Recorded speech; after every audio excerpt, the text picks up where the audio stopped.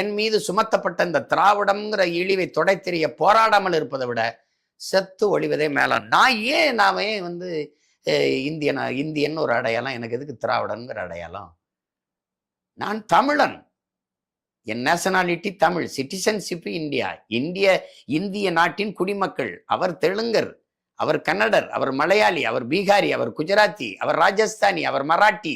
நாங்கள் எல்லா மொழிவழி தேசிய மக்களும் இணைந்து இந்தியாங்கிற ஒரு நாட்டுக்குள்ள, நாங்களா உருவாக்குனது, இந்த பேர் கூட வெள்ளக்காரன் வச்சு, இந்த நாட்டுக்குள்ள இணைந்து வாழ்றோம். ஒரு ஐக்கியம், ஒன்றியம்.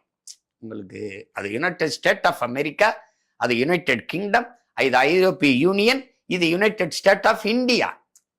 அதை இது யூனியன் வச்சு விட்டான், இந்த ஸ்டேட்னு வைக்காம. புரியுதுன்னு நினைக்கிறவங்களுக்கு. அப்ப அதனால இதுல இது நாங்க இந்த நாட்டின் குடிமக்கள். ஆனால் என்னுடைய அடையாளம், தேசிய அடையாளம், நான் தமிழன், இது தமிழ்நாடு. அப்ப அதுல இந்த புரிதல் இருக்கிறதுல நான் எங்க திராவிட நானே